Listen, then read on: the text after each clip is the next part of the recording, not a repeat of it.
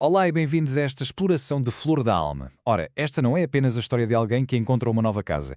É, na verdade, a jornada de uma alma que está a aprender a escutar mesmo, num mundo que é cada vez mais barulhento.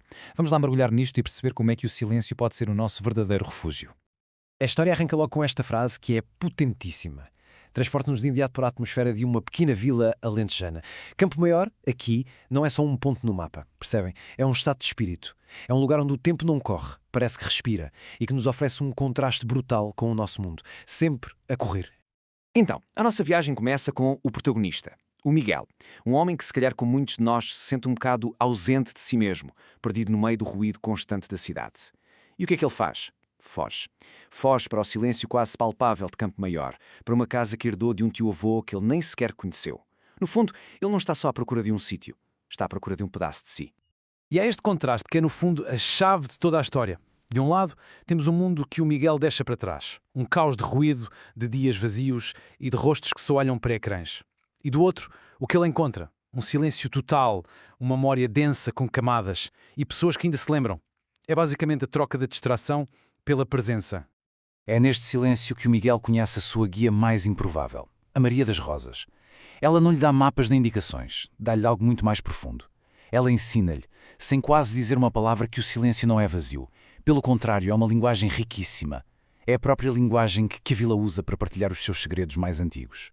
E a primeira lição? Bem, a primeira lição chega na forma desta flor, a Perpétua, que lhe é deixada à porta como um convite silencioso. Quando eles finalmente se encontram, as palavras da Maria são poucas, mas carregam um peso imenso. Cresce quando tudo o resto morre, como certas memórias. De repente, a flor já não é só uma planta. Torna-se um símbolo poderoso de resiliência, de tudo aquilo que Campo Maior representa. Aos poucos, o Miguel começa a perceber que esta linguagem silenciosa, a das flores, a dos gestos, o está a ligar a um passado que ele nem sabia que tinha. E pela primeira vez na vida, ele começa a sentir que pertence a algum sítio, que tem raízes. E depois ele descobre uma ligação completamente inesperada. A Maria partilhou um amor profundo, mas silencioso, com o seu tio-avô, o Ernesto, que era um poeta solitário. É através de um caderno gasto que as palavras do Ernesto conseguem construir, para o Miguel, uma espécie de pátria interior. Uma pátria feita de versos que, como diz a Maria, sangram devagar no papel. E depois vem esta carta. Uma carta póstuma, que é o ponto de viragem. O Miguel percebe que a busca do seu tio-avô por um lugar onde ser não dói tanto é, na verdade, a sua própria busca. E a partir daqui, a viagem dele deixa de ser uma fuga, transforma-se num regresso a casa, um verdadeiro refúgio para a alma. Ok, o Miguel encontrou o seu lugar no mundo, mas a história não acaba aqui, longe disso. Agora ele é chamado a ir mais fundo, a desvendar o segredo místico da vila, um legado que é sussurrado de geração em geração, muito para além das palavras. A busca do Miguel transforma-se numa autêntica demanda, quase como se estivesse a seguir um rastro de migalhas de pão deixado pelos seus antepassados. Como podemos ver aqui, cada passo, desde uma carta escondida até uma câmara secreta dentro das muralhas, o vai levando cada vez mais para perto do coração espiritual da vila. E ele finalmente descobre o que procurava, a flos anima, a flor da alma. Mas o que ele aprende é que esta não é uma flor que se possa colher. É um estado de ser que se tem de cultivar. Não é algo que se encontra com os olhos, mas sim algo que floresce na ausência deles, no mais profundo silêncio interior. A descoberta pessoal do Miguel não fica só para ele.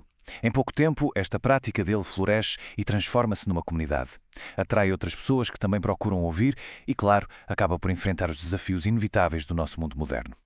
E o legado é transmitido. O que antes era um círculo secreto renasce como uma comunidade aberta, mas ao mesmo tempo invisível. Unida não por regras, mas pela partilha do silêncio. O segredo já não é uma coisa para ser guardada, mas sim um espaço para ser oferecido a quem o procura.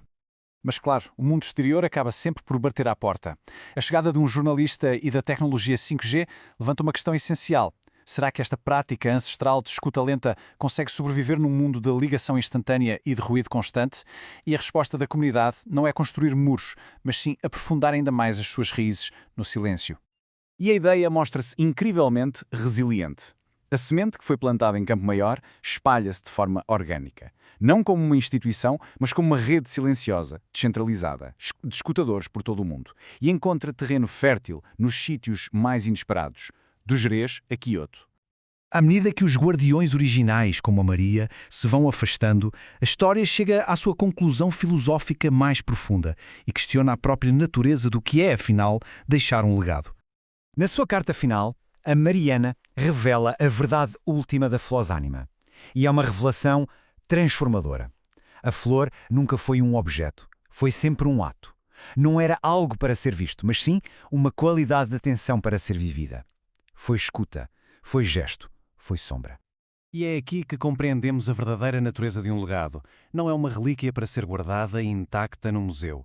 É uma semente viva, que tem de morrer para poder renascer de novas formas, adaptadas a novos tempos. A tradição não sobrevive pela repetição, mas sim pela coragem de se reinventar. E no fim, Flor da Alma deixa-nos com esta pergunta a ecoar no silêncio.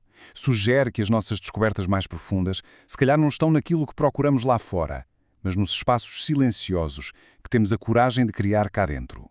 Talvez a flor mais rara e mais bela de todas cresça precisamente aí.